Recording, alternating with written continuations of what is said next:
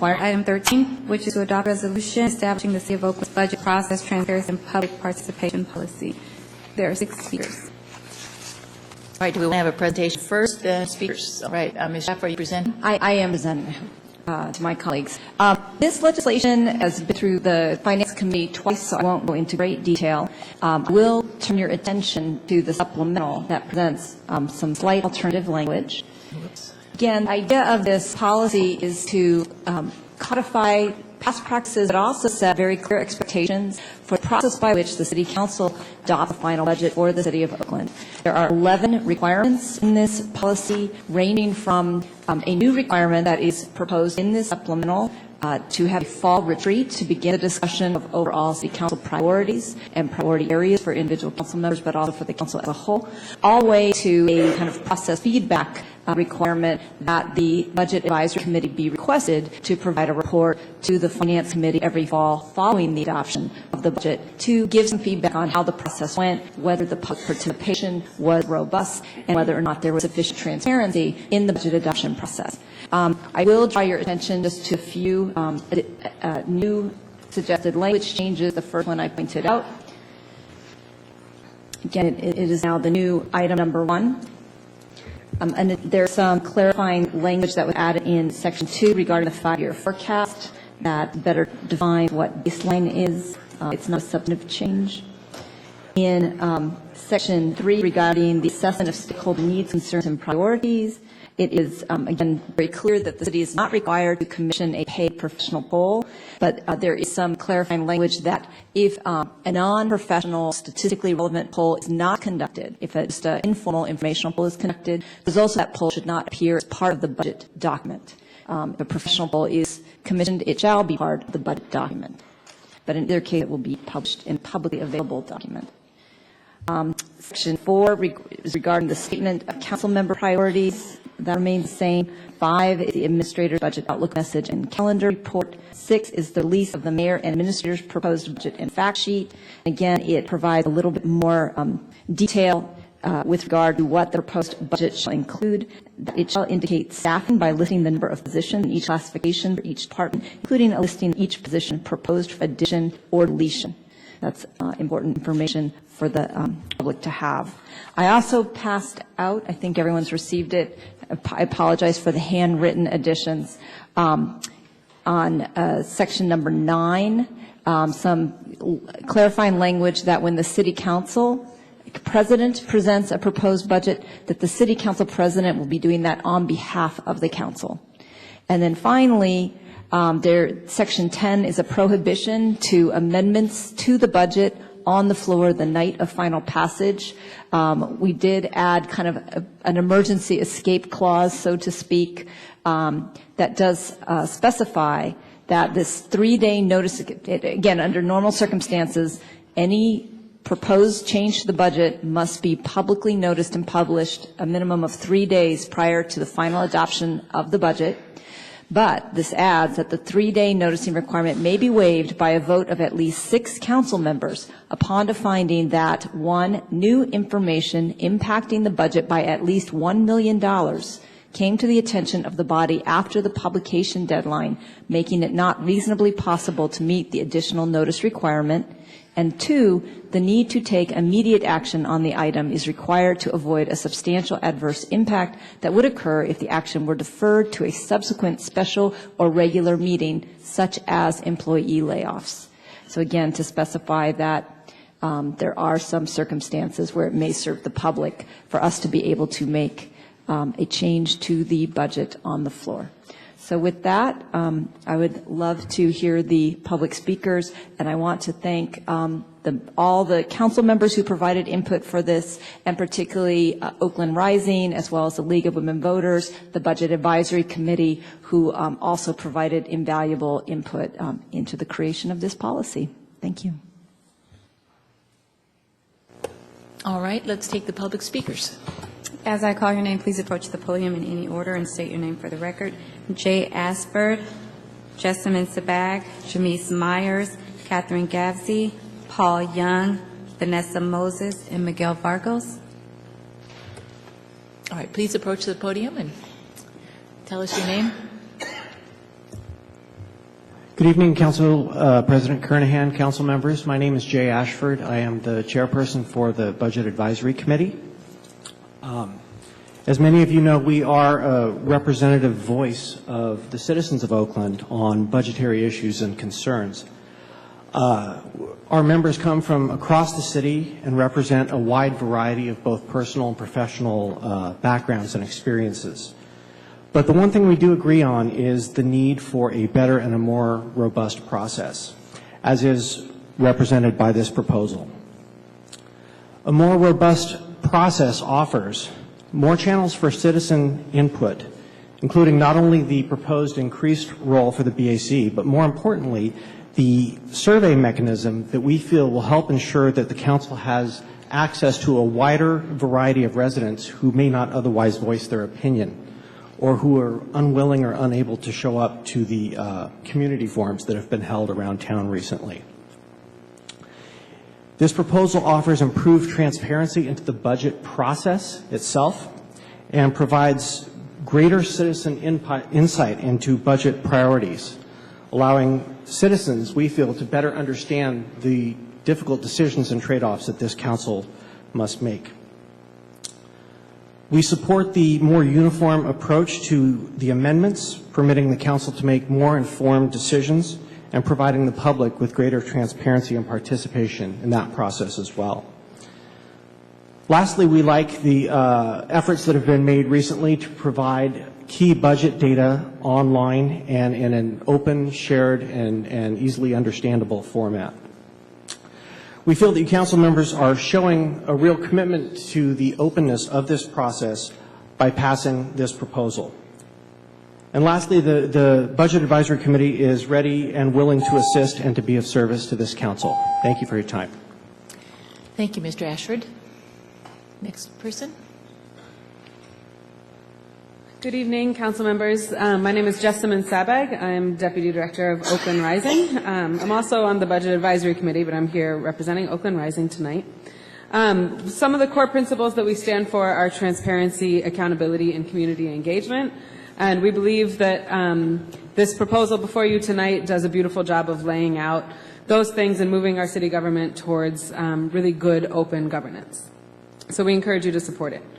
We're pleased to have been working closely with council members Schaaf, Kalb, Kaplan, Kernahan, McElhaney, as well as labor unions Local 21 and 10 to 1, the Budget Advisory Committee, Open Budget Oakland, and even the Chamber of Commerce has come out in support of this policy.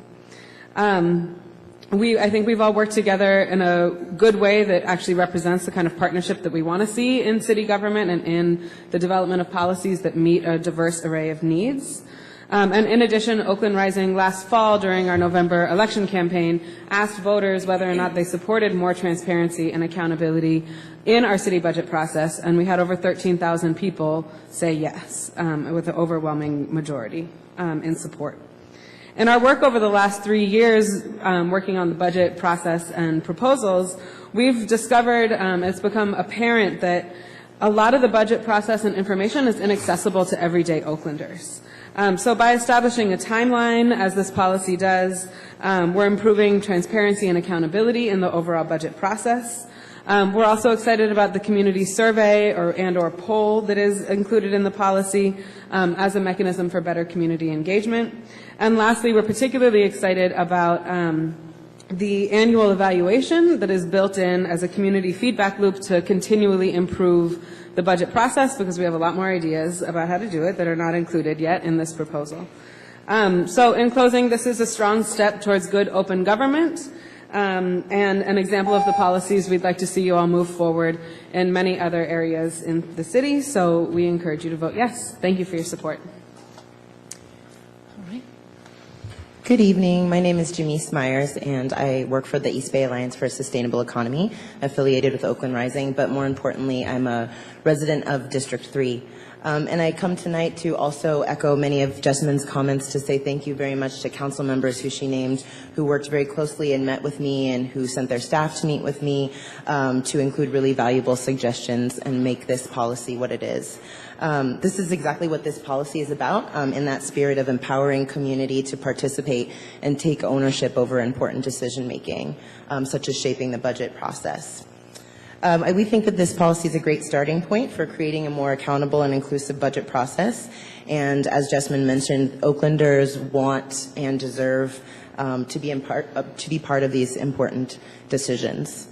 We know that even when this policy passes tonight, the work is not done, but I think that we have a few committed council members who've committed to working with us in the longer term, and we have this great continuous improvement mechanism within the policy to help get to a place in future years where we have a budget process that we can really be proud of. So I thank all of you in advance for voting yes and for really making a genuine effort to engage your constituents in a powerful way. Thank you.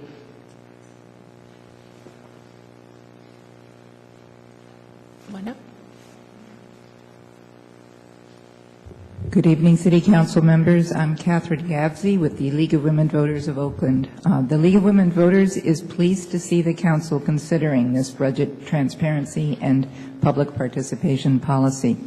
The changes that were made to the resolution since the April 30th meeting, for the most part, have improved it.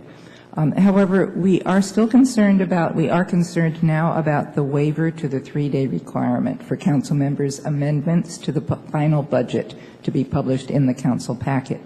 We recognize that there are carefully drafted conditions that have been attached to this, but we do caution that the waiver might still open the possibility that significant last-minute changes could be made without the public knowing what they are. That said, however, we have great hopes that a clearly delineated process for budget consideration and public participation will lead to budgets that reflect community consensus and do the most important thing, which is strengthen Oaklanders' trust in their city government. Thank you.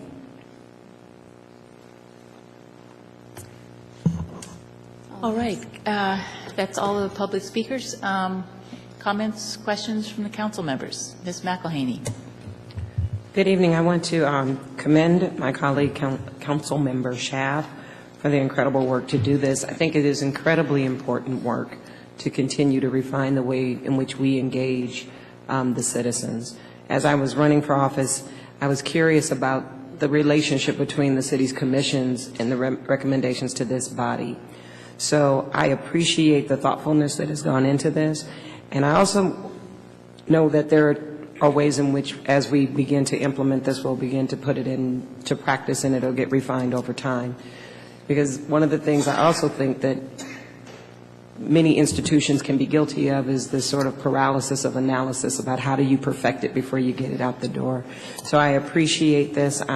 It's my pleasure to support this tonight and to look forward to engaging the process, to perfecting the process, and to refining the way in which we continue to build trust with the public by engaging them proactively. So thank you for your leadership. Thank you. Councilmember Brooks. So as I look at this legislation, it reminds me of when the issue of ranked choice voting came before this council. We were told that it was a wonderful thing and that the people were going to be eager to have ranked choice voting, and that after we took it out to the voters and the voters voted on it, we got to hear that how over 67% of the voters voted in support of ranked choice voting. And it took us a number of years to actually implement ranked choice voting because there were the certifications that we had to go through and the processes in order to do that. And when we finally did it and the people got their opportunity, they couldn't believe ranked choice voting.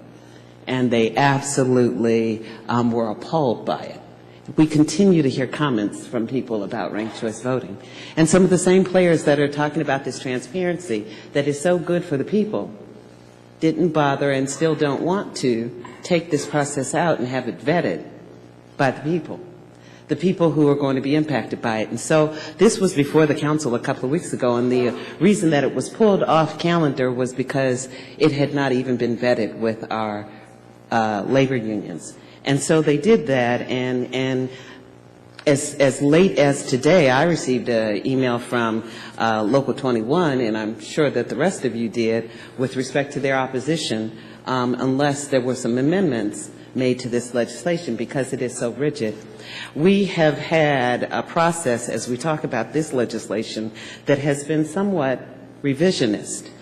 People who had historically voted in support of budgets until they felt like they were iced out in this last budget now want to talk about transparency and processes that ought to be fixed. But they have a voting record, Madam President, and the proponent of this bill, that as staff members and as elected members of this body had consistently supported budgets. I am the only one who historically voted no on budgets. Well, I have a longer track record of voting no on budgets. And so it is interesting, the people who were a part of the processes that now they vilify have forgotten the history with respect to the budget process. And the rigidity in this process is problematic because the budget is a fluid thing. And it is not to not receive input from the Budget Advisory Committee, but the reality is that not many people attend the Budget Advisory Committee meetings. It is not reflective of the breadth of the city. That was one of the concerns that Local 21 mentioned in their document, in their letter. I had a wonderful town hall meeting last night that truly represented the residents of this city. If we want people to be meaningfully engaged, transparency isn't just that you put a document out. If you fail to educate a community about how this process really works, then you're no more transparent just because there was a document that was floated by the president of the council. And so I have yet to hear, and I raised this in committee, where we are going to do the true education so that we have meaningful community participation, because that's when you've done something real.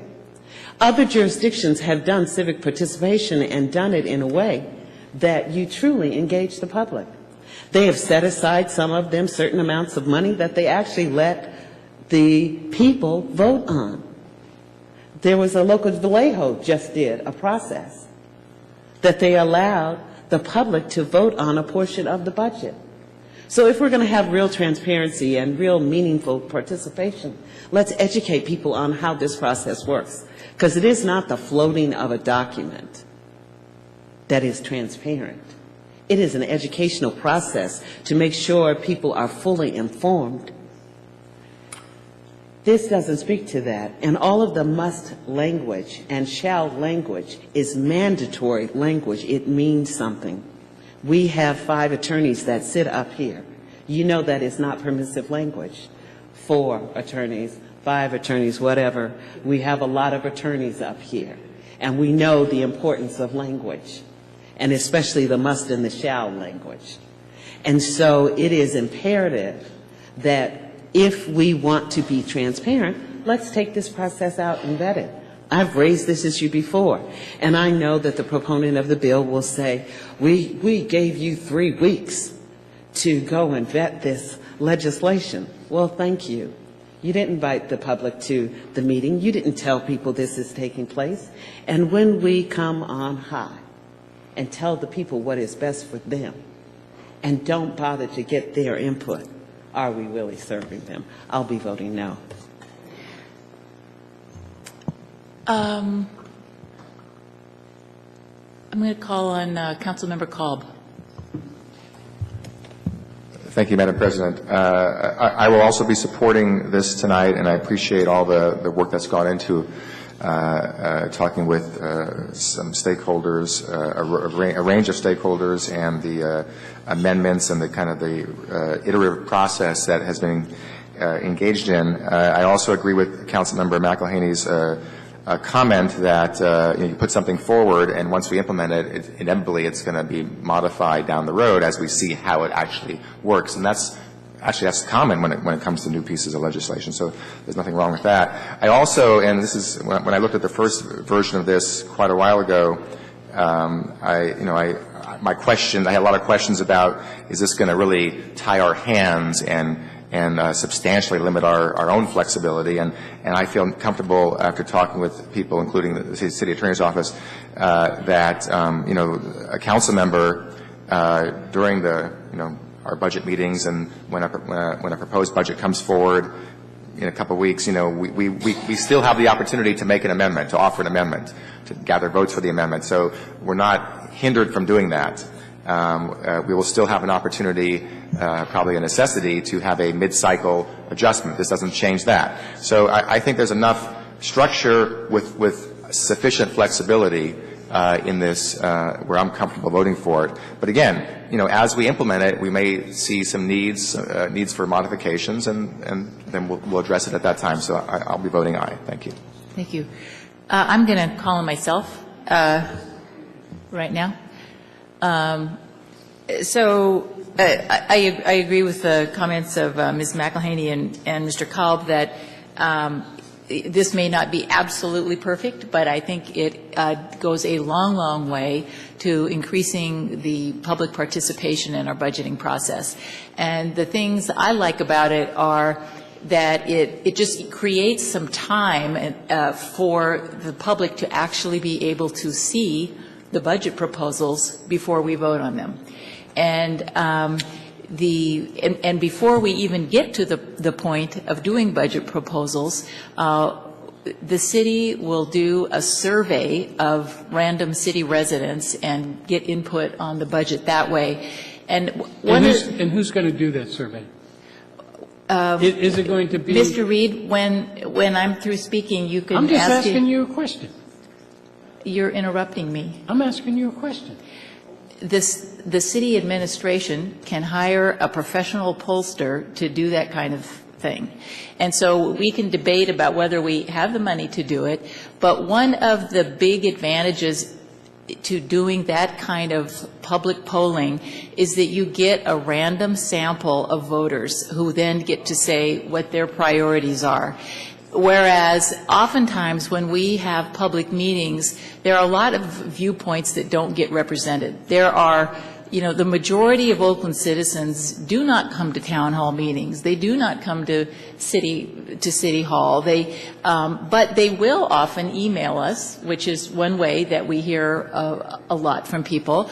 And when asked what their opinions are, if they're doing a telephone survey, they can share that. So I think that's one advantage.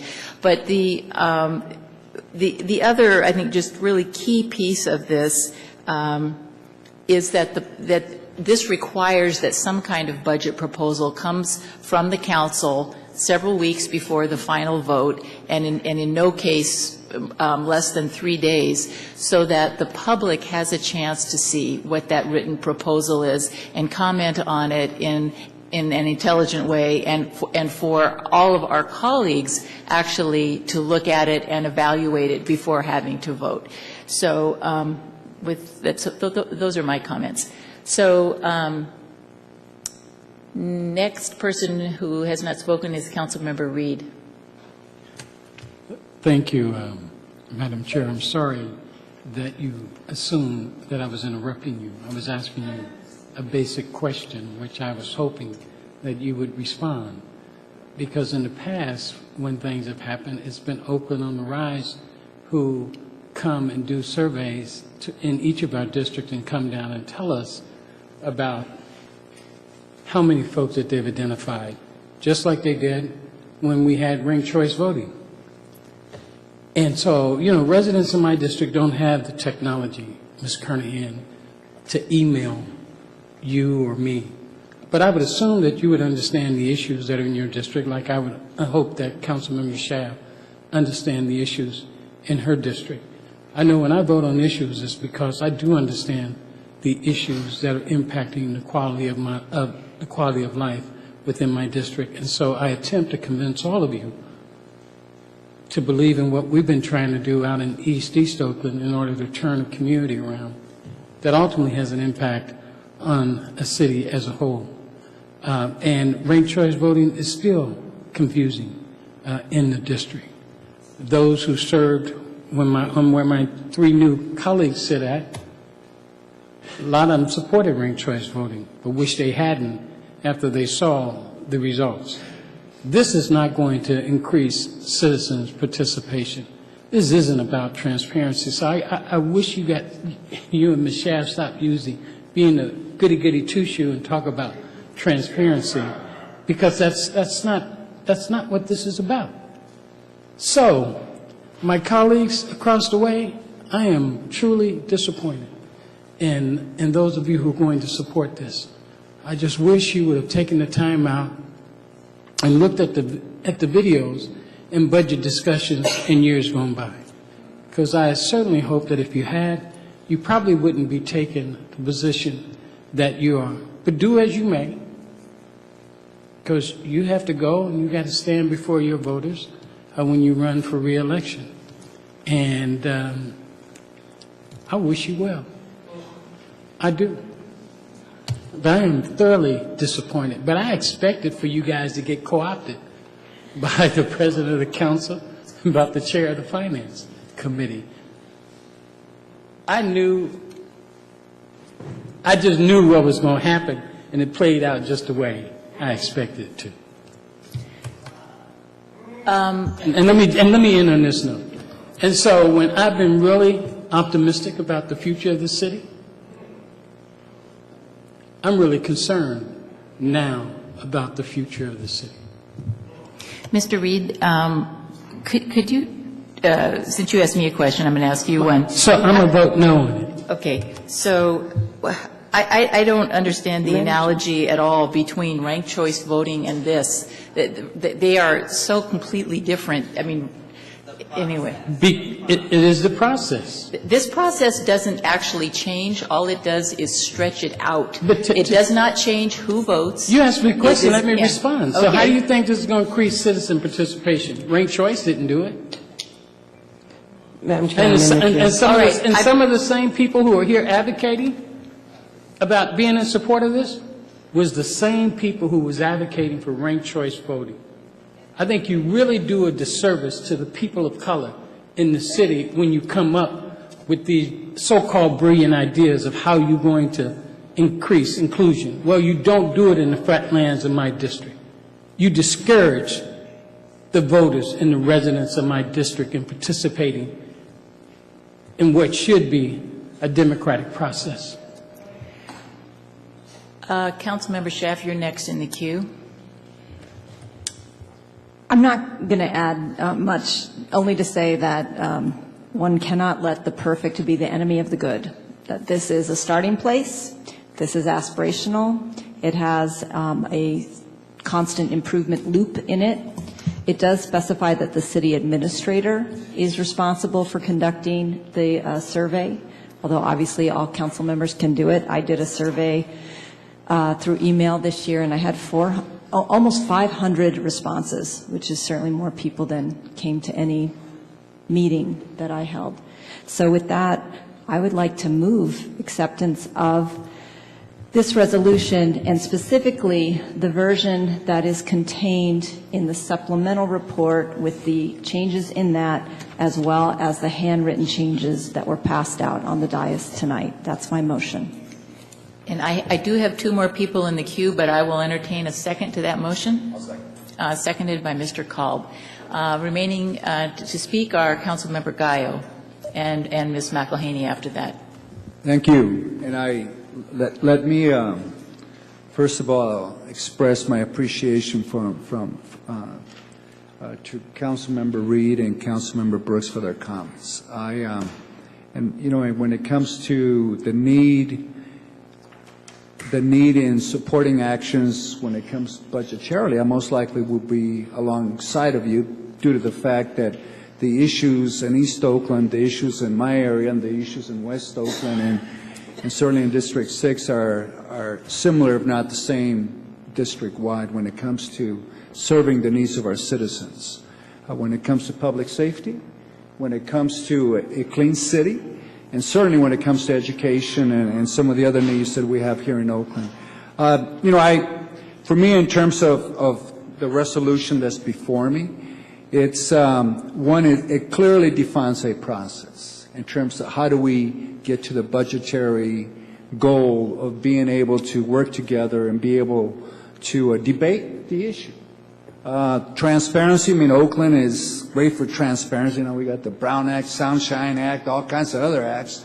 But sometimes, you know, we define transparency, depends on who's defining transparency, what we mean. But this policy here Clearly, for me, it allows the council members, whether we're a group of 4, a group of 6, a group of 8, to clearly set a direction when it comes to the budget for the city.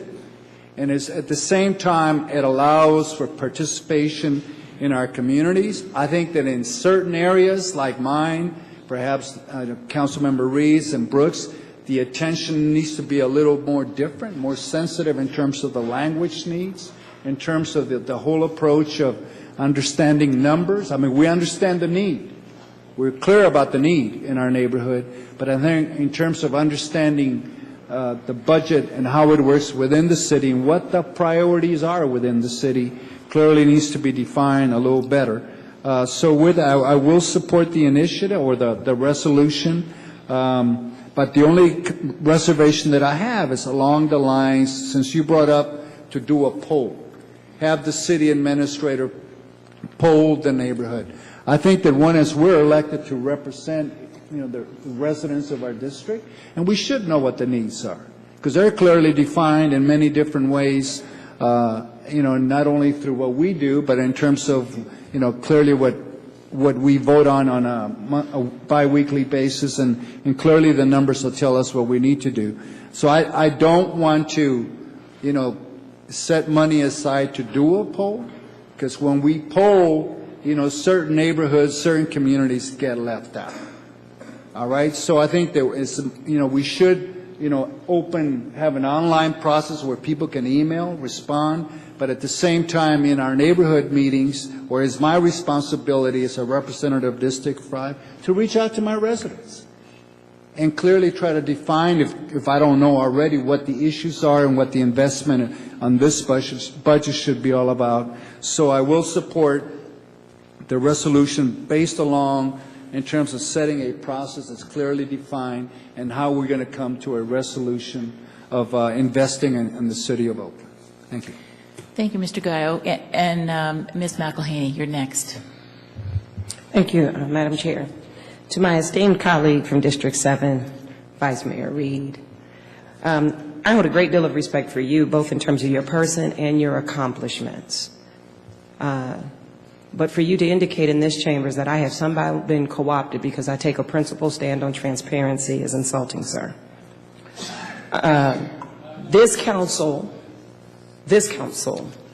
needs to chart its own path forward, not wed to anything in the past, practices, or baggage. And I don't carry any of it. With respect to this measure that's before me, I spoke to no one but my staff and read the legislation. And I appreciate the effort that's herein contained. One of the things when we talk about honoring volunteerism in this community are people who serve on our boards and commissions. And one of the things that I heard consistently on my campaign trail throughout District 3 was that this council always turned a deaf ear to the volunteers, whether they're planning commissioners, library commissioners, budget advisory commission, and that sometimes we've got people dedicating hours and hours of their time without compensation that are not heard. So those citizens have a voice. And we ought to at least say, as is contained in here, is that we will find a formal process to hear you. Doesn't say that we're going to do what you say, but it does establish that once you've stood up to serve this community, that we will hear you. And I find nothing objectionable to that. I don't find anything objectionable to the carrier of this motion. And I don't believe that when I take a principled stand to find new ways to be transparent, that we should trade barbs and question one's integrity on this dais. So I just want to be really clear about that Lynette is neither unbossed, or what is it called, what my girls say? Unbought and unbossed with respect to the things that I wish to support. And I believe that there are things that we can strengthen in this. Even when it talks about the survey, in the city of Richmond, the city administrator puts out a citywide survey every 2 years that is scientific, and it is budgeted for as one way of civic engagement. It's not the all and the end-all be-all of how we engage the population. These chambers are open to the public. but not everybody throughout our city can be here, but they watch by television. We have libraries and community places, and there are ways that we can conduct a survey to hear. This process says that we will be intentional, that the council, not only the mayor, will be intentional about integrating what the community has to say with respect to our budget priorities. With respect to the additional things that Councilmember Brooks offered tonight in terms of the Vallejo model of setting aside money, we can do that also. We can move forward and strengthen this proposal. We have 2 years before we go through a budgetary process, and I believe that we should do that we should be in the business of perfecting this and making it so. But I see no reason for us to obstruct that effort tonight, and that we can say, yes, let's do it better than we did in the past, because the past behaviors of this council are not something that the community widely is saying, woo-hoo, it was great 2 years ago or 4 years ago or 6 years ago. And the fact that you have 3 new members to this body is an indication, not to ranked choice voting, but to the citizens of Oakland saying we need a break with the past. We want a council that is functional, that is respectful, that is professional and dutiful. This legislation helps move us in that direction. Call the question, Madam President. Because I would respond to you, but I'm going to be respectful to you and not respond because you are new to the council. And so I am not going to get in this exchange with you, but I stand by what I said earlier. And if you can call the question, Madam President, I'd appreciate it. Well, Ms. Brooks is in the queue, but if somebody wants to move to call the question, you could do that.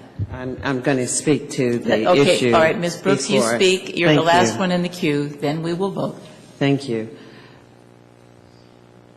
The issue isn't just passing legislation tonight. The issue is that people who are the proponents of this, at least they said in finance, said that we were going to implement this in this budget process. So it is not 2 years out that we're talking about, and that has been my concern, that we are rushing to pass something. We are already way into a budget process. And so how are you going to backtrack and implement all of this? Or we're going to now take bits and pieces of this and implement it and call that transparent. So it isn't that anyone was looking for perfection, because I've yet to see the perfect legislation come across this dais. And Lord knows that this council can nitpick every single thing. And so if perfection were the standard, well, we only require perfection on some things, and on other things we're willing to let it slide. But the issue around the polling, the issue around true education, is a serious issue. And that's why I raised the ranked choice voting issue, because the very same people who are pushing for this tonight came and said, let's just pass this. Let's get it passed. And then once it passed, we'll go out and educate the public on how it works. And to this day, people still don't truly understand how it works. And that's why they were so shocked when they got one mayor when they thought they had a different one. That's why they were shocked. That's why education is important. And so if there's a moral position that ought to be taken, it ought to be on what is in the interest of our residents. What's in the interest of our residents. And for us to say that we will have polls taken when we know that polls can be controlled by who forms the question, by whether or not you have a phone, by whether or not you use a cell phone. There are many factors that can factor into the outcome of a poll so that you disengage some of the very people you say you're going to engage. And so it is much more than simply passing this legislation tonight. And that's why I have talked about going out to a community and vetting this. But the proponent said in finance that we were going to implement it in this budget process. In the middle of a process. How does that happen? And you call that transparent? I think not. All right. I just, before I call the question or call for the votes, I'm going to make a comment just for the benefit of the people at home who can't actually read this thing. the various inputs that are added in this budget process resolution are a minimum. They are not a maximum. The idea is to have as many types of public input as possible, from meetings to polls to online input, and we can continue to build more and more. There's no one form of input that is going to be solely guiding the council members. And as for what portions of this resolution, when passed, would actually apply to our current budget process, it would just be to the parts that remain. I mean, we're really pretty much at the end. And the key piece of it is just that no council member will be allowed to throw out a proposal on the final day of the vote and get it passed. The idea is that at a bare minimum, any proposal will be available 3 days in advance of the actual vote in writing, so that all members of the public from any neighborhood can look at it, and so that other council members can too. And with Ms. Schaaf, would you like to clarify slightly what I said? I just want to add one more important point, just because all these analogies have been made to ranked choice voting. In ranked choice voting, we had a form of voting, and we replaced that form of voting with a different form. We currently have no budget process. There is nothing that guarantees the public any type of notice aside from the Basic Sunshine Act. So this is not an example of taking an existing process and replacing it with something new. It is actually, for the very first time, giving the citizens of Oakland some reasonable expectations about how the most important decision that this council makes is done. And I just think that there is so much brilliance, so much commitment, so much intelligence in the people of Oakland that we need to do everything we can to harness that and help it inform our decision making. And so with that, I would love to call the question. Then why are you afraid to take it out to the people? So I feel very comfortable with the amount of vetting that I've done. I have emailed this out. The question's been called, please. So all those in favor of this budget process resolution, please say aye. Aye. All those opposed? That would be 2 noes. And is there any abstentions? No abstentions. So that is 6 ayes, 2 noes, which are Reed and Brooks. The item passes.